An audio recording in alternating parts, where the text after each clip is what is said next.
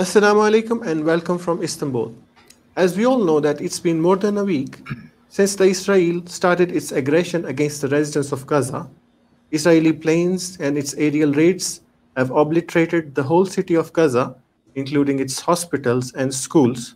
What is more apathetic to it is that after more than 250 people dead and thousands injured, the world community has still shown apathy, and that includes the United Nations. To discuss all these developments, we have been joined by an esteemed panel today from three different countries: United States, Pakistan, and Turkey. So I would shortly introduce all my esteemed guests now, and then we'll start with today's program. Each of our participants will have 10 minutes to 15 minutes to deliver their talk, and we will finish the session with a short question and answer session, inshallah, today. Before I move to my participants, let me introduce. We are arranging today's program as İLKE Foundation for Science, Culture and Education, Turkey, and Institute of Policy Studies, Islamabad, and feeling the pulse of the Muslim Ummah. We want to do our responsibility as the academic centers of excellence to see if we can do or we can frame any pragmatic policies to find solutions to the problem of the Palestine, which appears every few years, and still the Muslim Ummah as a whole or the world as a whole is unable to do anything. Find any real solution towards it. So starting from Dr. Ramzi, who is joining us from Seattle, Washington. Dr. Ramzi is a very esteemed, distinguished academician, journalist, and an author. He has written several books on Palestine, and he has got a very deep look into this topic. And he also is himself a Palestinian American. All these links, we would listen to his thoughts in today's program. Then we'll be talking to Dr. Ali Abu Rizik, who is joining us from Istanbul. Dr. Ali himself is from Gaza, so we expect from him to know the facts of what is happening in Gaza, what are the latest developments, as well as, since he's from Gaza, we reckon that he's going to speak his heart to us. We are also joined today by Dr. Khalid Rahman, who is a chairman of IPS, Institute of Policy Studies. He is going to conclude our session. And the second speaker in the series in today's program would be, inshallah, Senator Mushahid Hussain Sayyid, who has worked at several senior positions in different cabinets of Pakistan. Currently, he is serving as a member of the upper house, the Senate of Pakistan. And he is also, I guess, chairing the Committee for Foreign Affairs of Senate. So I welcome all of my guests and all of my viewers. So I would move on the rostrum, the mic to Dr. Ramzi, please, if you can start with today's debate, inshallah.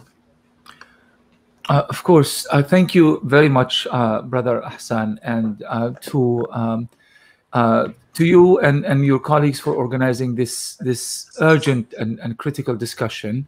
I am particularly pleased to have this discussion happening within a Muslim context, because quite often we neglect this strategic depth for Palestine and the Palestinian people, or rather, we tend to associate it with certain religious and spiritual elements, but we kind of fail to perceive Palestine and try to process our understanding of Palestine from a political, Islamic political analysis and Islamic political context.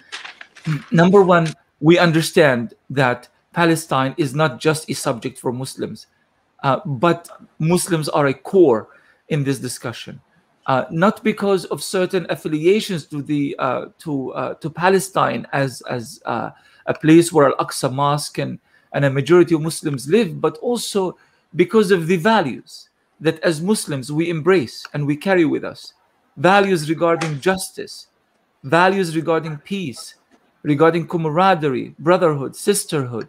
These are at the core. This is really the essence of our relationship with our religion, and therefore relationship towards Palestine, but also towards other subjects and other tragedies that are afflicting the Muslim Ummah, from Kashmir to Afghanistan to Iraq to Somalia, to Yemen, to Libya, to Syria, to elsewhere. So I think this is really important to try to delineate early on in the process. Recently, I have been writing articles to magazines and newspapers in Pakistan. And I was told, make a case of why Pakistan should not be normalizing with Israel. That was a few weeks ago, when Pakistan was under immense pressure to follow the footsteps of other, unfortunately, of other Arab countries and other Muslim countries that have normalized with Israel. And I made, what I perceive to be a proper political analysis. You should not normalize with apartheid. You should not normalize Israeli occupation, racism. It's our role as Muslims to do so, and so forth, and to reject injustice. But at the end, I said, but then imagine this scenario.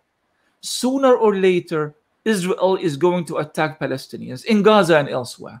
Sooner or later, Palestinians are going, their bodies are going to pile up in hospital morgues. Sooner or later, we are going to see pictures of children, their mothers, their fathers, pleading for us to come to their rescue, to their help. And we're going to stand there and we're going to do our best. But at the end of the day, we are going to be largely helpless before this scene. Now, imagine that you were one of those who normalized with Israel. And there is an Israeli ambassador whining and dining in Islamabad as they are in Manama and as they are in Dubai and elsewhere in the Muslim world. Imagine this scenario. How do you escape your conscience? How do you escape the conscience of the collective conscience of the Ummah? How do you escape the protests, the millions of people gathering in your towns and your cities, raising Palestinian flags, chanting for Al-Aqsa, chanting for the Palestinian people? That is just the bad move to make. And, I can only thank Allah that Pakistan did not make that horrible choice, because now they would have to be dealing with the terrible consequences of what Israel is doing to Gaza. I am from Gaza. I was born and raised in a Palestinian refugee camp in Gaza, and forever I will always identify as that same Gazan boy who left Gaza about 20 or so years ago. But I'm also a Palestinian, and I will always be a Palestinian. And it's so important that we start making these clear affiliations. We often refer to Gaza and Gazans. Yes, we are Gazans, but we are Gazans within the Palestinian national context. We call it in Arabic, we call Ghazawi. Ghazawi, it means I'm from Gaza. But I am also a refugee from historic Palestine. My family was ethnically cleansed in 1948. My village was destroyed. My people were ethnically cleansed. A genocide was carried out against my nation. This is why I am in Gaza, in a Gazan refugee camp. My brothers live in the West Bank. My sister lives in Gaza. My cousins live in what they call Israel today, Palestine 48. My cousins live in Al-Quds in Jerusalem. We are one nation. We have only one address, and that address is Palestine. And that is the tragedy, but the beauty about what is happening to us right now.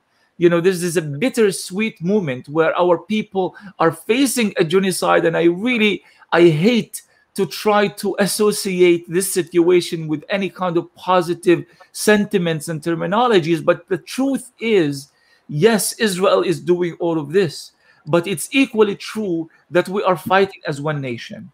Muslims and Christians, people in the West Bank and in Gaza, inside Palestine 48, from Al-Lud to Al-Fahim to Nasra, but to Haifa, but also to Ramallah, also to Nablus and Hebron al-Khalil, also to Gaza and Rafah and Khan Yunis, and Palestinians in Shatat, of course, in addition to Al-Quds. And that's the beauty of what's happening.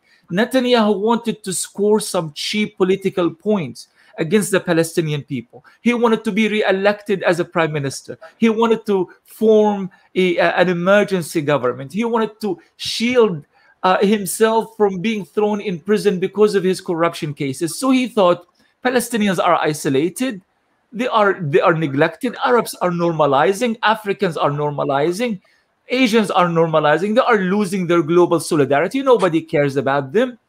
So he had hoped that he can achieve this cheap political score in Jerusalem, thinking nobody is going to come to the aid of the Sheikh Jarrah neighborhood Nobody is going to come to the aid of few Palestinian families that are going to be kicked out by Jewish extremists. But he was wrong. He was terribly wrong. Not only Al-Quds, the whole of Jerusalem came to the rescue, but the whole of Gaza, the West Bank, the entire Palestinian nation is coming to the rescue. And now behind them, there is this massive global movement that is rooted in civil societies. People, if you come to the US, you would be shocked to see the demographics of the pro-Palestinian protests, where you have Black people, you have Asians, you have Latinos, you have people of all sorts of ethnic and religious and racial backgrounds standing in unison. And the language they speak is absolutely new. It is so different from anything that we are used to. This sensitivity that we have been using to describe what Israel is doing to the Palestinians, this desperate attempt at finding neutral positions, it doesn't exist anymore. People are angry and they are calling Israel what it is, an apartheid genocidal state.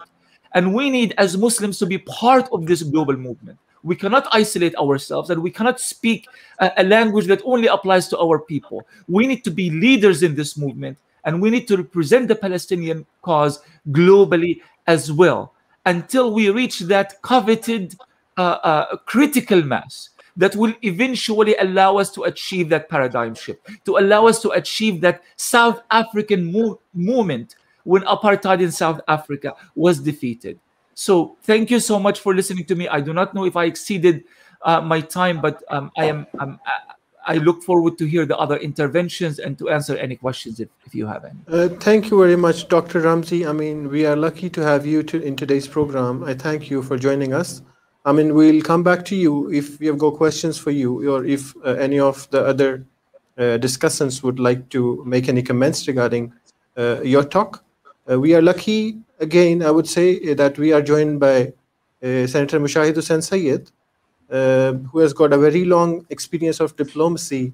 And since you have made a bleak reference to which I was going to talk about, the recognition of Israel, I mean, from Pakistan's perspective, and as, I mean, myself belonging from Pakistan, I would say, I mean, although it was too risky to say it loud in public, but still there was a muttering in Pakistan, and there were some, like, hints to it. And there's always a debate going on in Pakistan or in the countries who do not recognize Israel, that, I mean, if you would recognize, I mean, would you be in a better place to help the people through the diplomatic channels who are living in that geography? So, I mean, how to draw the balance? So I would invite Senator Mushahid Hussain now to please, I mean, give his insights about this diplomacy channels which can be used by countries like Pakistan, who are not recognizing Israel, and the ones who are recognizing Israel. So how do we draw a balance about them both? Thank you very much. Assalamu alaikum and greetings from Islamabad. It's a pleasure to be in such august company and to see my good friend Mr. Khalid Rahman, and also had a very good discussion. Listen to Dr. Ramzi also.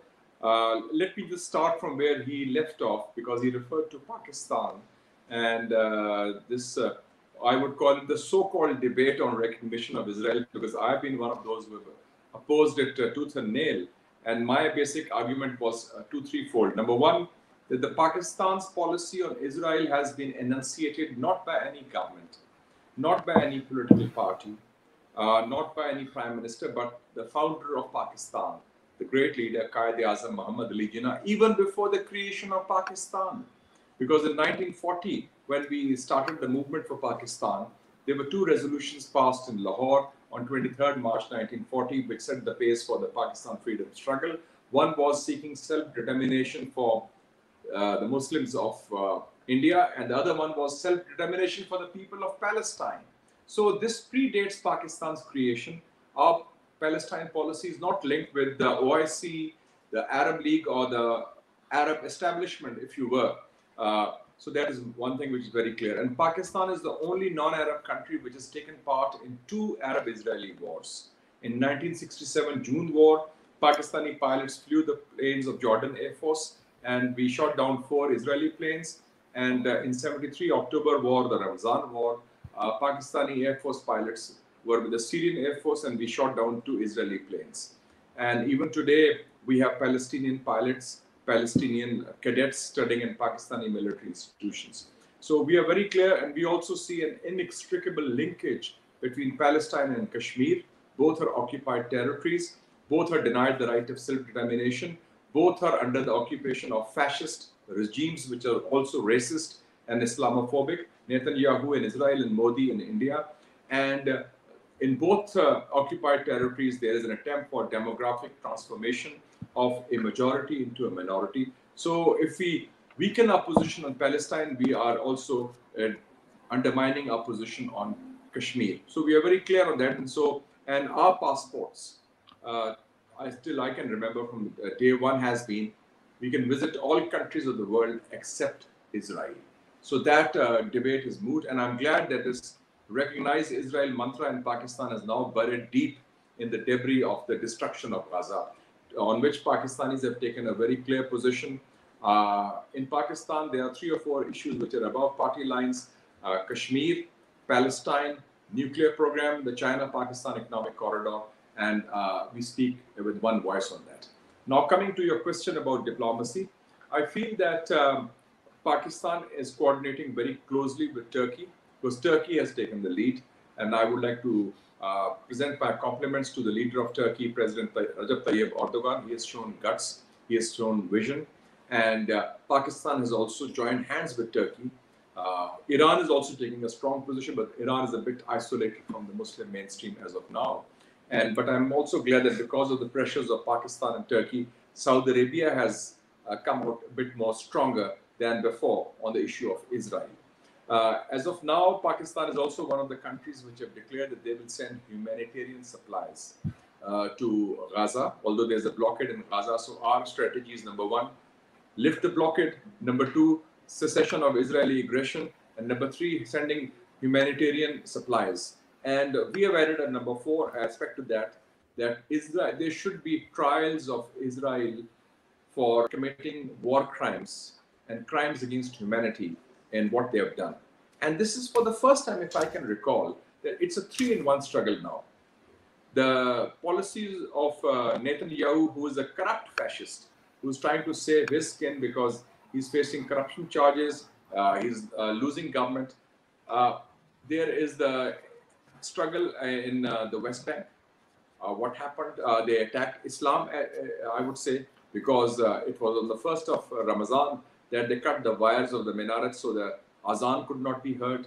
And then on the Laylatul Qadr, they hit the people who were even having offering prayers. So in the holiest of the Muslim holy shrines, they attacked the worshippers also. And there is a popular uprising there. There's a popular uprising and resistance in Gaza. Despite the destruction, we salute the people of Gaza. And I would also like to salute the leadership of Hamas, which has taken a very strong position, because even firing 3,000 plus rockets, despite the Israeli planes and bombing. And today I express condolences to our Palestinian brothers on the martyrdom of a journalist, Abu Hussein, I think of the Voice of Jerusalem radio, I believe. And then the attack on Al Jazeera and the AP was also part of that. So, and also within Israel, don't forget the demographics of Israel. Population of 9.3 million, out of which 21% are Arabs, and many of them Muslims also. So I feel that Israel is going through a process which they have never experienced before. The threat within and the threat in the occupied territories. And they thought it will be a cakewalk. I was watching a documentary some time back. It's called The Gatekeepers, and you must see that documentary. It's about 6 top Israeli national security leaders, people who were head of Mossad, head of Shin Bet, how they say that this cannot go on indefinitely. This kind of repression, this kind of occupation, this kind of demographic transformation, this kind of apartheid, this kind of discrimination, which is institutionalized now. And I think that this is no accident that in the elections they produced a party called Ram under Mr. Abbas, which is creating problems for them. So I feel that on the diplomatic front, Pakistan has to coordinate with other Muslim countries, and also I think with Western countries also. I agree that the US policy is based on hypocrisy and double standards. It's the worst kind of double standards, but there are also people like Senator Bernie Sanders. There are also other parliamentarians in the UK, in the European Parliament, who are taking a principled position. And let us not forget that the biggest demonstrations of solidarity with Palestine have not taken place in any Muslim country, but in London, in New York, in Madrid, in Paris, and Berlin. So I think the power of public opinion is there. I would like to see a more stronger strategy, one focusing on the Muslim countries, the other focusing on some of these Western countries through the parliament, and the third utilizing the human rights organizations and the civil society organizations. Because after all, there is a strong voice of conscience. And even for the first time, artists in Hollywood are speaking up. I was seeing this movie of Eddie Martin. I was seeing Mr.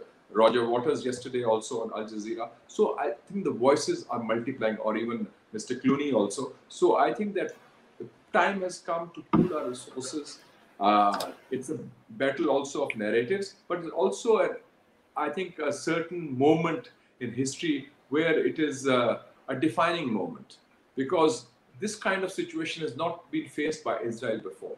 They thought it would be a cakewalk. They'll get away with impunity. And Netanyahu was expecting a walkover, but he's faced so much resistance, and that resistance continues. And we express full solidarity with the people of Palestine, because the way they are facing this kind of, it is the largest concentration camp in the world today. They are besieged. And even, I'm sorry to say, countries like Egypt are not playing any role in the Rafah crossing also. But despite that, in Pakistan, I have met many journalists and philanthropists. They want to contribute. Journalists even want to go and cover the war there in Gaza. They did it last time also. And I would like to mention, in Pakistan, we had hosted Mahmoud Zahar, the foreign minister of the government in Hamas, which was elected in the freest election in the Middle East, according to Jimmy Carter, in January 2006, when they won the elections there. And the postponement of elections by Mahmoud Abbas was a terrible mistake. I think that that divided the Palestinians, and that also provided an opportunity for Israel to launch this blatant war of aggression, because they feel that let's divide and rule, let's divide and conquer. But like all colonialists, like all fascists, their predictions have proven wrong. And we are right now on the right side of history, and we hope that we can take this forward. But more needs to be done, a concerted strategy. And I've been proposing to my government also, we have called a special session of parliament also. And apart from resolutions, there have to be concrete, doable steps which we can take. And we should unite as many countries that can be united. Those who have recognized Israel, I think they are, I don't have much faith in them that they will do much for that. But those who have not, and the majority have not recognized Israel, I think they can be at least put together in a combination that they can speak up and also do something. And so far, so good, I would say, on the diplomatic front. I would have preferred more solid action, but at least they are not silent.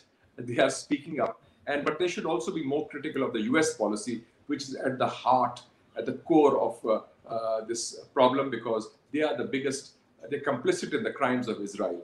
And the Biden administration, I mean. And they are no different from the Trump administration in that way. And I think they realize that the Israel lobby is so dominant in Washington. And I've been a student in Washington, in Georgetown University. I know how the lobby works. So I think that Americans, as Patrick Buchanan, the journalist, used to say, Israeli occupied territory is not just in the West Bank and Gaza, it's also the American Congress. So, but we can at least shape the narrative, make it a battle of ideas and public opinion, and at least try to break the blockade. I would welcome that shiploads of humanitarian goods should go in a flotilla of Muslim countries and try to break the blockade. It will be big news. It will be there. I'll just end my statement with a short example of history. In 1992-93, there was the civil war in Balkans. Bosnia and Herzegovina did not exist. There was ethnic cleansing of the Muslims by the Croats, by the Serbs, with the backing of the West. Pakistan was the first country to break the arms embargo imposed by the UN, followed by Saudi Arabia, Turkey, Iran, and Malaysia. And when the Americans and the West realized that this issue will become an Islamic issue, they intervened, and then the battle turned. And today, by the grace of Almighty Allah, you have a Muslim majority Republic of Bosnia-Herzegovina in the heart of Europe. So I think the tables can be turned. and nothing is inevitable, and Israel is no longer that invincible power it thought it was. Thank you very much, and I look forward to a very fruitful discussion. Thank you very much, Mr. Senator. I think everything you have said is very pertinent, especially when we look at this crisis, which appears, I guess, it's more like an exercise, which repeats every few years or every few months. And, the Palestinian brothers and sisters, they go through the same aggression of Israel. There are two sides to it when we talk about the response of the whole world to it. We can divide it into Muslim and non-Muslim countries. And as you have rightly said, Mr. Senator, that when we talk about the Western world, as a whole, especially, in the beginning, even if we talk about the developments of the events, which followed this whole aggression, in the first phase, there was some response from the Western world, including United Nations, when they were speaking against the forceful evictions of Palestinian families from the district of Sheikh Jarrah. But that was also lukewarm, and they didn't wait long till they blamed Hamas for firing the rockets, and everything they were saying earlier, it changed into euphemism, and they started criticizing the other side of the picture, or the other party in this whole conflict. Then the second half of it is the Muslim countries. So when we talk about the response of the Muslim countries, that is what is concerning, and that is concerning what I think you have made. You've made some very pragmatic, prospective suggestions, of helping the Palestinians. Because, even in the Muslim world, we see that, whenever these events occur, in response to these events, there is an outcry, and these are mere shibboleths, which die down with time. So, nothing pragmatic comes out of it.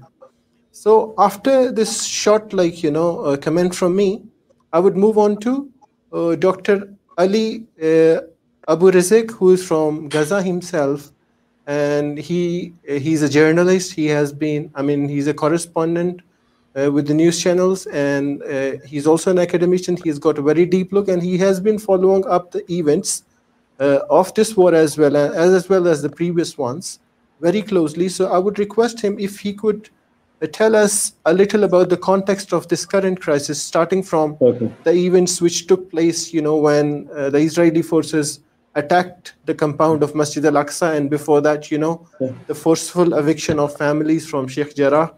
And then afterwards, it turned into a full-scale, aerial bombardment on Gaza. So please, Dr. Ali, floor is yours now. Thank you, brother. Thank you. I'll start with the last point you came with, the role we are waiting from the Muslim Ummah. I do remember something that I read an interview with Qaid Azam Muhammad Ali Jinnah, a great leader of our Pakistani brothers, when he was asked about the role of the Muslim Ummah just years before the creation of the so-called Israel. He said he wanna go to any lengths to help the Palestinian people. And that time, the New York Times reporter, he asked him, "What do you mean by the any length?" He said, "All means to help our Palestinian brothers, even the violent means." Actually, this is something to start with before I'm going to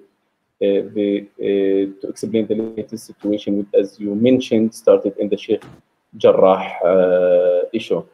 Actually, the apartheid state of Israel, a court of the apartheid state of Israel, tried or proved to expel by force 4 Palestinian families from the Sheikh Jarrah, to renew, in a move to renew the Nakba of the people of Palestinians in the Sheikh Jarrah, who came to Sheikh Jarrah actually fleeing from after the Israeli occupation forces expelled them from their house, from their village inside the historical Palestine, which is proving again that this is nothing but an apartheid state. Israel is an apartheid state, and even the judicial cases or the judicial rulings is totally politicized. It has nothing to do with a normal judicial system in a democratic state. It's so-called a democratic state of Israel. Why it's politicized? Because simply after Palestinians took to the streets, rejecting the Israeli court's move or the ruling, Simply the ruling was delayed, and the court started to talk that it's going to be delayed or postponed for under 15 days and then another 20 days, which proves that it's politicized case, has nothing to do with a judicial thing. Then days after, when the Israeli settlers started to storm the holiest places for Palestinians, the Al-Aqsa Mosque, and one of the holiest places for the Muslim Ummah across the world, which is Al-Aqsa Mosque. At that time, dozens of thousands of Israeli settlers wanted to break into the Al-Aqsa Mosque. They were accompanied by Israeli forces who, on that day, on the 28th of Ramadan, the sacred place, Al-Aqsa Mosque, our sacred month, Ramadan, on our sacred blessed place of Palestine, 300 of Palestinian worshippers were injured on that day, which for sure make all Palestinians across Palestine, across the historical Palestine, Palestinians inside Israel, who make up 20% of the Israeli population, Palestinians in the West Bank, Palestinians in Al-Quds, and Palestinians in the Gaza Strip, which forced Palestinians in the Gaza Strip for sure to react after they saw their brothers being massacred, being injured, being attacked, being by the Israeli soldiers. That's why the Palestinians themselves in the Gaza Strip, they felt that they have to intervene to at least, if they cannot help their brothers in Al-Aqsa Mosque and in Jerusalem, at least to draw the world's attention on what's going on in Al-Aqsa Mosque. And that was actually correct. Before their intervention, before their reaction, there was no one from the international community, even the UN, the UNSC, the US, the European Union, no one was speaking about the problem in the Sheikh Jarrah and the Israeli violations in Al-Aqsa Mosque. Just after Gaza reacted, they started to visit the people in Sheikh Jarrah and talk about the Israeli violations, the violations against worshippers in the Al-Aqsa Mosque. People in the Gaza Strip who reacted, those people have been victimized for more than 15 years. Those people are living, I'm from the Gaza Strip, in inhumane air, sea, and ground blockade, which is imposed by Israel after 2006, after a Palestinian resistance group swept the elections and won in a free and transparent election. Imagine, for example, as I mentioned, as told many of my friends, that if there is a 25-year-old Palestinian youth from the Gaza Strip, and this youth, he has yet to see even a single plane landing on their airport, simply because Israel destroyed our only airport. And Israel is denying us the right to construct another airport or to construct a seaport. Those people are depriving us even from our basic rights of movements, of worship. I didn't pray in Al-Aqsa Mosque for a single time, simply because Israel doesn't want. Israel as well, just weeks before the latest crisis, Israel denied our right to vote in transparent and free elections because it blocked to hold the elections in the occupied Jerusalem. As I mentioned, the Palestinians in the Gaza Strip wanted to draw the world's attention for the attacks, continued violations of the Israeli settlers against Al-Aqsa Mosque. Until now, 227 people killed, massacred by Israel. 64 of them are children. 38 of them are women. More than 18 of them are elderly people, more than 60 and 65 years old. Which shows how this is not only apartheid state, this is a killer state, which is, since its creation, committed dozens or hundreds of war crimes against Palestinians. And there is something very critical, very interesting in this story, which is the movement of the Palestinians inside Israel. Those people who have been suffered from discrimination in health, in education, in work for more than 7 decades. Those people took part in these protests, and these peaceful protests, those people took to the streets just to show their solidarity with their Palestinians. They have the same identity, they have the same history, they have the same traditions, they have the same customs. And those people, if we can say intifada or if we can say uprising, of Palestinians in the Gaza Strip, from the West Bank, from Al-Qudus, Jerusalem, and from inside Israel. This shows a termination. This shows the end of the two-state solution. This tells the Palestinian politicians to the two-state solution has totally failed, and we have to think about something else, which reflects the need and how can I say the aspirations of the Palestinian people, which is to totally end the Israeli occupation and Palestine from the river to the sea, as they were chanting in their protests that now for 10 days protests in different parts of Palestine. As a journalist and as you mentioned, I want to focus on many violations Israel did against our journalists in its latest aggression, in the ongoing aggression, attacking headquarters of Associated Press and Al Jazeera. Israel is claiming that Hamas office was there. U.S. Secretary of State Blinken, he said, he refuted this narrative, saying that there was no evidence. Israel presented no evidence that there was a Hamas office in that building, and the tower was attacked by Israel. And again, today in the morning, Israel massacred a Palestinian journalist called Yusuf Abu Hussein. He was killed inside his house. And also, Israel is deliberately injuring Palestinian photographer in order to deter them not to cover the Israeli violations. I do remember that at least 3 of Anadolu Agency photographers were injured, along with dozens of other cameramen and photographers in Al-Qudus, Gaza, and West Bank. They are blocking the entry of foreign journalists not to enter the Gaza Strip to report the Israeli attacks against civilians. And they are lobbying the Facebook and Twitter and Instagram platforms to ban the Palestinian content.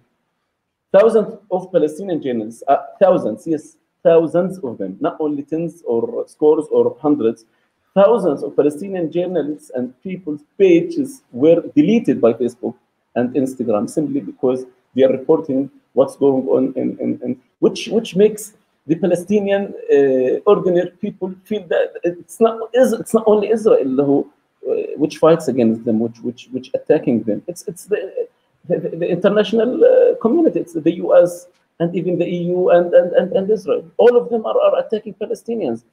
For the coverage of the current protests or intifada, please, we have to highlight the right of Palestinians to defend themselves. Our resistance is not terror.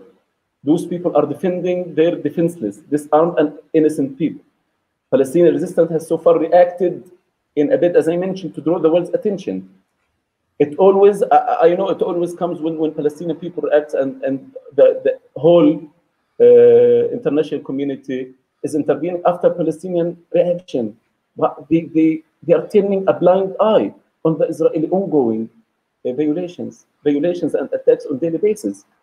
And also, not only the right to defend themselves, those people, as the senator mentioned, those people are legitimate. The Palestinian resistance are legitimate. Those people got 70% in the latest elections held in Palestine 2006. And in the coverage, while the news outlets cover, please don't say in a passive way that 3 Palestinians killed, 4 Palestinians killed. No, it should be transparent, should be very clear and in a direct way. Israel kills Palestinians. Israel massacres Palestinians. And it's not aggression. It's not a war. It's aggression against civilians in the Gaza Strip. Israeli army has no equivalent army in the Gaza Strip. We don't have army. It's a full-fledged aggression against civilians there. Israeli assaults against Palestinian worshippers in Al-Aqsa Mosque, not clashes. These are not clashes. There are worshippers and armed Israeli police. It's not clashes at all. And it has nothing to do with violence. It's not violence in Palestine. It's Israeli attacks in Palestine. It's ethnic cleansing in Palestine, committed by the apartheid state of Israel. We don't have missiles in the Gaza Strip. We resist with is projectiles to defend ourselves against the Israeli continued attacks. Arab Israelis, those are not Arab Israelis or Israeli Arabs, those are Palestinians. We have to call them as Palestinians inside Israel, who make up 20% of the Israeli population.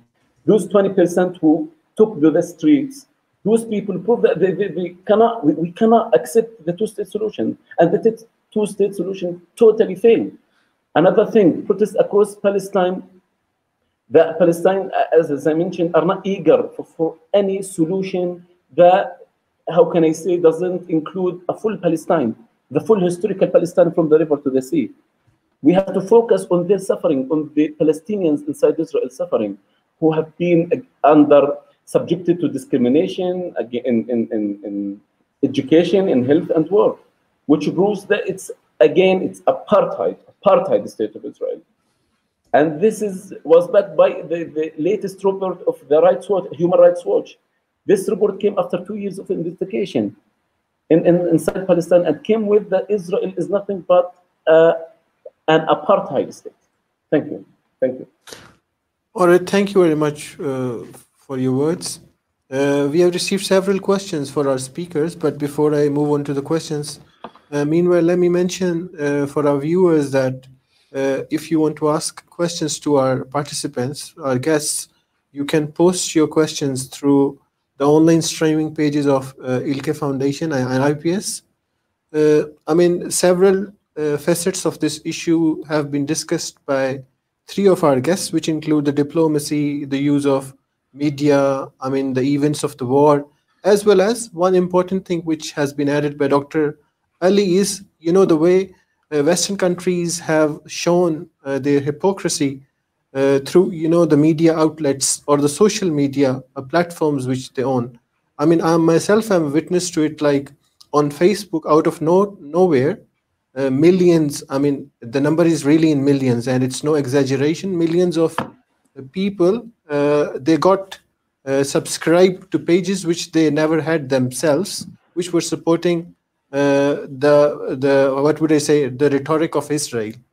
So there have been a lot of things going on. So now I would move on to Khalid Rahman, who is chairman of IPS Islamabad, and he has got I would say deep experience in multifarious fields, and be it diplomacy, be it policy studies.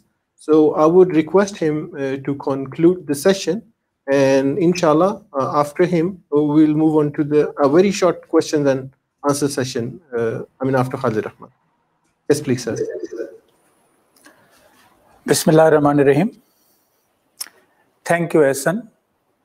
And thanks to all the speakers. In fact, they have highlighted very significant points in their speeches. But before I start my remarks, let me share a fact that we are celebrating 19th May 2021 at IPS as a very significant day, that as we have just completed our 42 years of existence. And I am glad that while Palestine, Kashmir, and Afghanistan are some of those issues which we have been discussing throughout these 42 years, we are starting this 43rd year with the subject of Palestine, which is very dear to us, and we always aspire that there are opportunities where we can contribute in this particular service to the humanity and service to the Muslims of our Palestinians. I think I should begin with the point that Dr. Ali raised about the aggression. And until now, I think until 2018, it's a long history that aggression was being defined, and there has not been consensus. But the good thing is that it has now been agreed by the ICC in 2018, and now we have a framework under which the whole issue of aggression can be discussed and can be implemented, particularly with reference to Israeli actions related to Palestine and Gaza. We all know that aggression was one of the 4 crimes listed in the Rome Statute when the treaty was adopted in 1998. And we also know that the completion of the definition provisions of jurisdiction was postponed for further negotiations, and it took 12 years that ICC member states adopted a definition and conditions of activation and jurisdiction for the crime of aggression, which were updated in 2017, and after necessary procedure, the resolution related to definition and jurisdictions was finally adopted and entered into force on July 17, 2018. The definition crime of aggression means the planning, preparation, initiation, or execution by a person in a position of effectively to exercise control over or to direct the political or military action of a state, of an act of aggression which by its character, gravity, and scale constitutes a manifest violation of the Charter of the United Nations. The act of aggression means, under this definition, the use of armed force by a state against the sovereignty, territorial integrity, or political independence of another state, or in any other manner inconsistent with the Charter of the United Nations. Now, these acts can include, among others, invasion, military occupation, and annexation by the use of force, blockade by the ports or coasts, etc. Now, the question is Israel a member of the ICC? No, Israel is not a member of ICC, but the ICC has ruled. It has a mandate to investigate the occupied territories and has accepted the Palestinians after they were granted non-member observer status at the UN. So what will then happen after this development of definition by the ICC?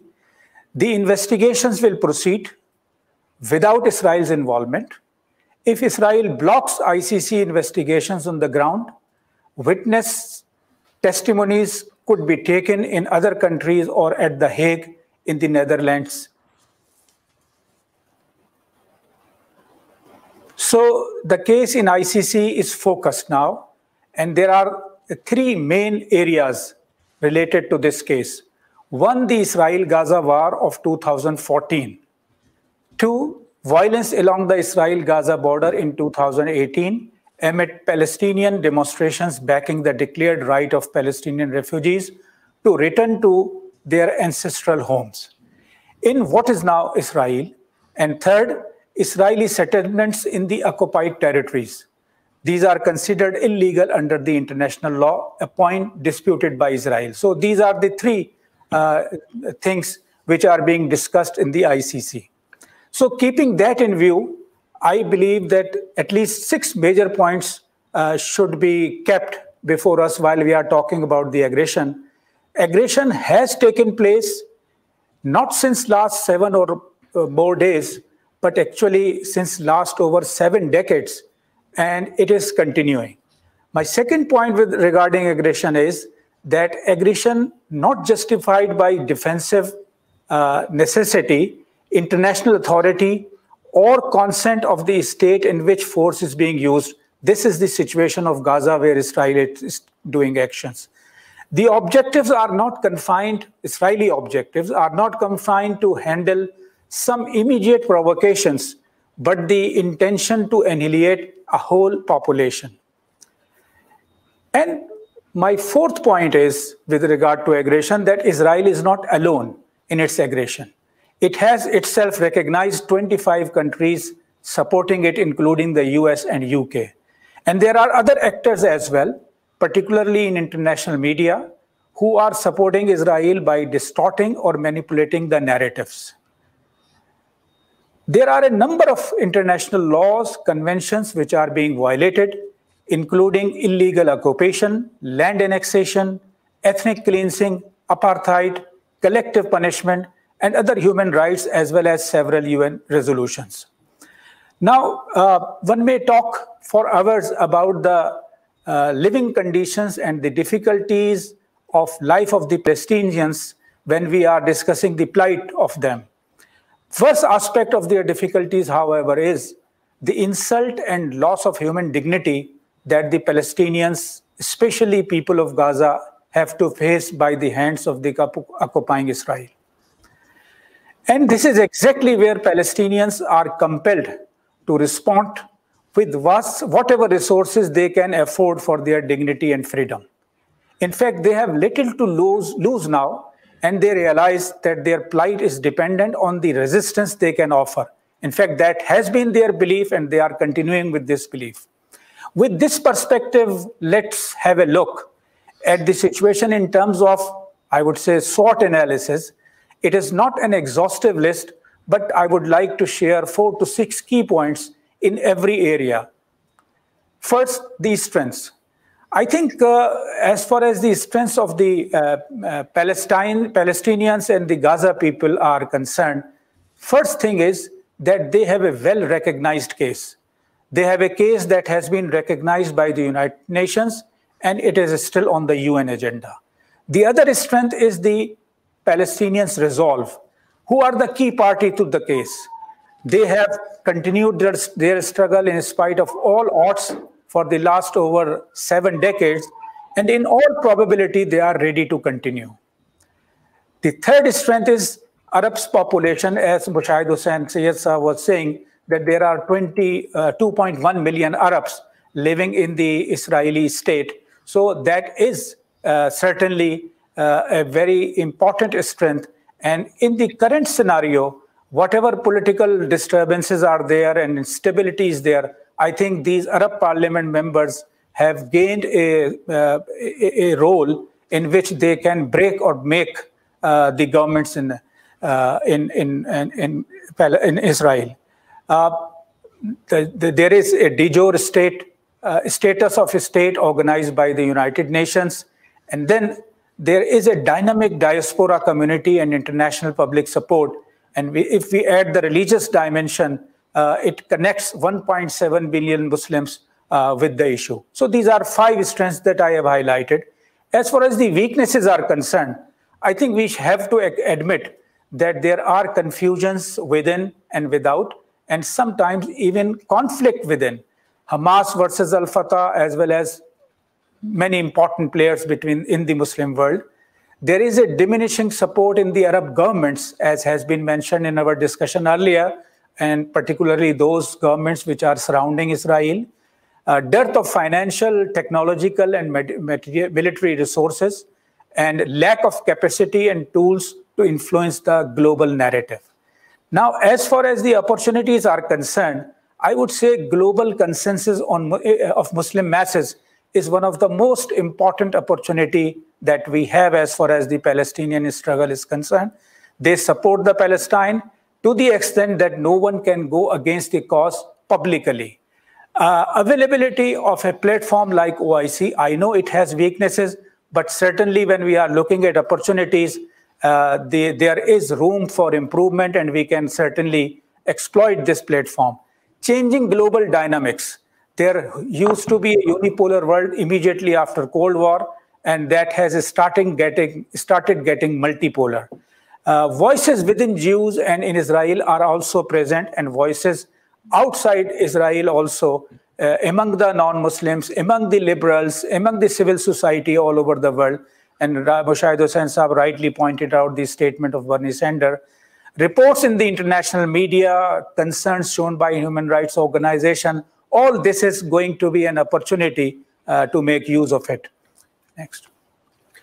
Now, as far as the threats are concerned, of course, poor global governance, I would say, is the biggest threat, and the paradigm survival of the fittest on which this current global governance is based. We have to hit that. Israeli cloud, particularly in the US, UK, and other European establishments, and through them in the global institutions. Israel's influence over the international media in financial institutions, MNCs, and financial markets, hybrid war techniques, and the silence and rather unfriendly role of the rulers in the Islamic world. Now, this is a framework in which we have to think that what can be done. Of course, it requires another exercise, and we do not have time right now. I have several points, but in the interest of time, I'm not going into those details. I would like to conclude here with the statement that all of us have a role to play. So in what area we can play? There are certain areas, there is a lot of room in each and every area, whether it is diplomacy, whether it is media, whether it is research, and role of universities and think tanks, civil society organizations, social media is available. So all of us, and of course, we need to maintain whatever support base the Gaza brothers have. We need to maintain that support, and that requires a lot of input from the sympathizers from all over the world. So we need to make a personal agenda, a collective agenda, an institutional agenda to move forward and for the cause, and to finally achieve success in our journey, which may be long, but which is very bright, I would say. Thank you very much. Thank you very much, Mr. Rahman. I think it's very thoughtful to hear from you the nuances which we can work on. We have received several questions and comments. So without any further delay or addition from my side, I would like to move on to the questions. We have received a comment first from Mirza Hamid Hassan, who's a senior associate at IPS. He has basically, I mean, it's a long comment, and he has basically criticized the apathy of the world as a whole, and especially the lukewarm response of the Muslim countries. And he has basically said that this all diplomatic channels would not be able to work out anything for Palestine. Then only solution would be Hamas, the way they are going, and how they can be empowered. So that was a comment from his end. If any of the speakers would like to talk about it, I mean, they're welcome. Otherwise, we have got a question from Brigadier Said Nazir, who's also an associate there. And his question is that, what is the role which the Muslim Ummah, all the governments of the Muslim worlds can play, in particular Pakistan? So his question is from Senator Mushahid Hussain. Sayed, if you could please enlighten us, what is the role the Ummah in general can play, and in particular Pakistan can play in easing, the problems of Palestinians? I'm sorry, I hate to interrupt. It just I have to go in exactly 3 minutes. Okay. So if I could just, if you want, I mean, Senator Mushahid Hussain, with your permission, if I can ask Dr. Ramzi, there's also a question from you, from Nofil Shahrukh, who's also from IPS, that I mean, you can combine both the question and you can answer them. His question is also related to Hamas, and his question is what is the policy of Hamas to reach out to indigenous people like the Christians of the region? So I mean, if you can address both the comment and the question both. Thank you so much. You're too kind for giving me the chance, and I apologize, Senator, for kind of hijacking this just because I had another appointment. I appreciate that. So very quickly, I think we have to make a clear distinction between the response coming from governments and the response coming from civil societies. Let's remember that apartheid was only defeated in South Africa, not because enough governments spoke out, but because civil society rose globally and stood against the apartheid government in South Africa and boycotted the apartheid government in all of its forms and shapes, in terms of sports boycotts, cultural boycotts, economic boycotts, and so forth, until they forced their governments to follow suit. So in the case of Palestine, we can't turn this around and pretend that we actually have to, we have to expect the Sisi of Egypt or whomever, the bin Salmans and such to come to the rescue, and then the people will follow. That is not going to happen. That never actually happened in any in the solidarity with any liberation movement anywhere in the Southern Hemisphere. So there is no need to reinvent the wheel. The fact is, civil societies are the ones that we need to reach out to, and we can't appeal and plead to governments. We have to put pressure on government. This makes all the difference in the world. The other point I want to make, my hope and wish to my sisters and brothers in Pakistan, please stop talking about normalization. There is nothing to debate here. And really, if some of those who advocated normalization in Pakistan, unlike our fantastic and wonderful senator who spoke earlier today, they tried to make it look like, well, this is going to allow us to speak diplomatically with Israel to represent the Palestinians. I mean, seriously, do you really think that Israel, that is thumping its nose at Washington, is going to listen to Islamabad, and it's going to listen to Manama, and it's going to listen to Khartoum in Sudan in order for them to actually start acknowledging the rights of the Palestinian people? This is a joke. It was never really about engagement.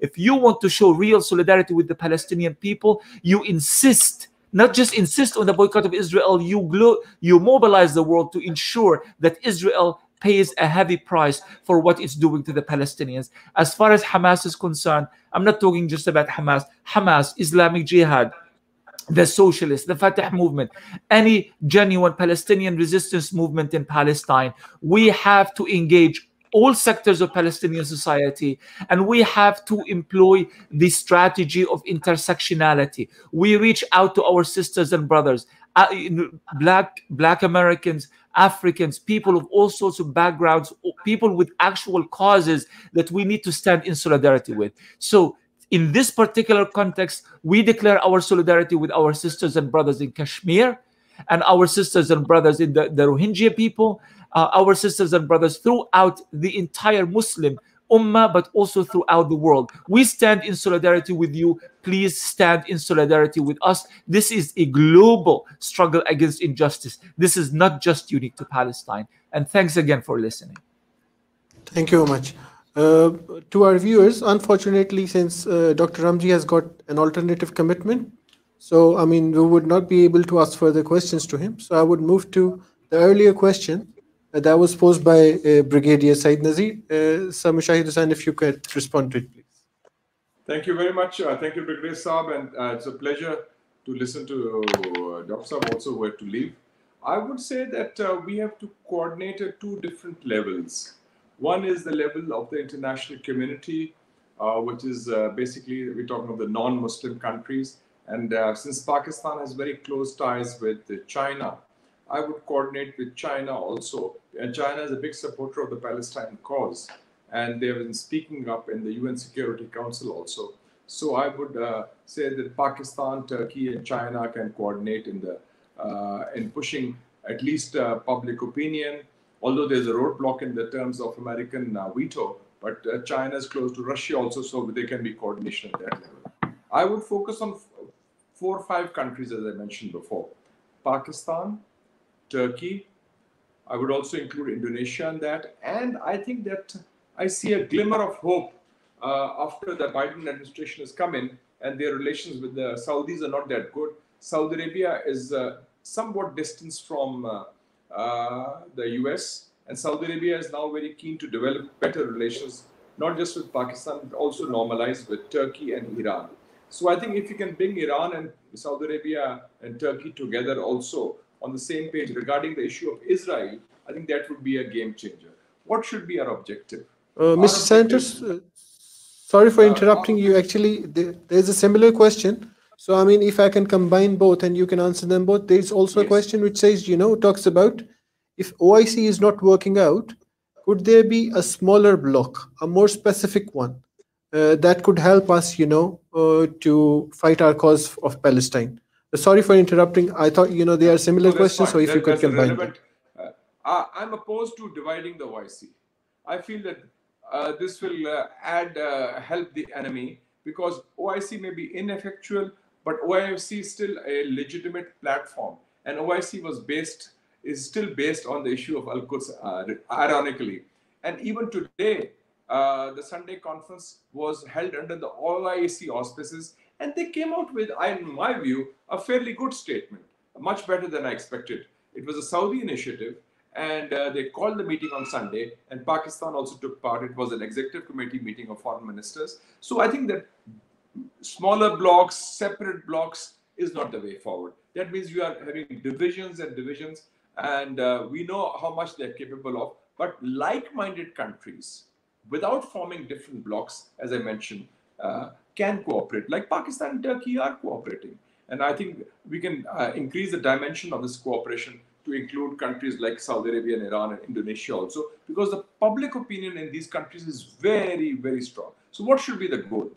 I think it's very important that these countries, if I were there, I was advising our Prime Minister, I would say a joint letter written by these countries to President Biden, telling him that what you are doing is wrong, it's double standards, maybe the language can be softer, but in public opinion, Pakistan and Turkey and Saudi Arabia, Iran, Indonesia is riled up. And don't forget, these people have a lot of interest in the Muslim world, and that you must have a more even-handed policy and with an outreach to those congressmen and senators who are speaking with sanity or speaking the truth. And same applies to the European Parliament and the British Parliament also. Secondly, immediate cessation of Israeli aggression. This kind of bombing, like he just mentioned, a journalist, Abu Yusuf Hussain, was martyred today, and the attacks which have taken place. That, I think, and also we should have a flotilla of ships. You had Marvi Marmara before that in 2010. We can take the bull by the horns. It requires a certain guts. I know there's a blockade there, but it'll be a big event. It'll put pressure on the West. 4 or 5 countries do it, they'll feel they'll have to retreat, and also start shipping humanitarian supplies to the people in Gaza, and also seeking their reconstruction. But more importantly also, a team of lawyers should be prepared from some of the Muslim countries and the international community to file cases of war crimes against fascists like Netanyahu. And I would also include Mr. Modi also in that, because he's doing the same in Kashmir, what they're doing in Palestine, and at least focus on Netanyahu, who's a corrupt fascist at that also. And because they thought they'll get away with it. And the European Court of Human Rights has international jurisdiction. You remember General Pinochet, who was a dictator of Chile, was arrested in London for crimes that he committed against his people in Chile. But because of universal jurisdiction of human rights. So I think these things can be done. It will put pressure on them, and it will take this forward. So these may not be steps which people think are satisfactory, but at least it's better than doing nothing. And these are steps which will have a widespread popular impact in the Muslim countries, and also which will hit home in the international community also, that the Muslim countries for a change or other countries mean business. It requires a bit of courage and also competence and, of course, a right vision. And I think that some of us leaders, at least led by President Erdogan, have their heart in the right place, and they can take the bull by the horns. So I think these were... Thank you very much, Mr. Santa, because I think there were several other questions, but I think your wholesome package of suggestions or solutions, it has already covered those questions. After this question, I would only be able to take one more question because of the shortage of time. So, I mean, if I could ask Khalid Rahman, Mr. Khalid Rahman, that there's a question from Farheen Shakir. The question is that there is a narrative, or I would rather say that there is a rant from countries like United States of, Israel using all the power as self-defense. So, I mean, how do we counter it? I think the right word narrative has been used in this question.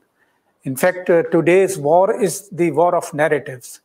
And this whole question of Israeli action is in self-defense, or is it an aggression? That's what I tried to point out in my speech, that there is a lot of room now to pursue this particular thing in the ICC, that whatever is happening, it is not in self-defense, but there is enough evidence available that it is basically an aim to annihilate a population, and the proportionality principle is not being, even if there is a case for Israel that it is doing it in self-defense, there is a violation of the principle of proportionality, which is very well established. So I think as far as the public opinion is concerned, in spite of all effort by the distorted media portrayal, at the popular level, not many people buy this argument that Israel is doing it in self-defense. But as just has been suggested by Mr. Mushahid Hussain, that a team of lawyers, experts of international law, they need to be brought together, and we need to utilize all such forums where this can be legally also addressed by these kind of panels. Thank you very much. I mean, I would like to mention we are being watched in different countries, and we have got a great support for the suggestion of some flotilla like Mavi Marmara, which has been put forward by Senator Mushahid Hussain. I mean, a lot of people are agreeing to it, and they are showing support for any such activity that would be done by the Muslim countries. So, coming to the last question, I mean, it's a comment, but it can be turned into a question. If I could ask Dr. Ali, that there is a view that if we provide some kind of legitimacy somehow to Hamas as a resistance movement, it is going to help the Palestinian cause as a whole. How do you think about? I mean, what do you think about it? It's simply, I think resistance groups, mainly the Hamas group, is already legitimate since 2006, when there was the latest elections. Unfortunately, Israel and the international community now are blocking any electoral process.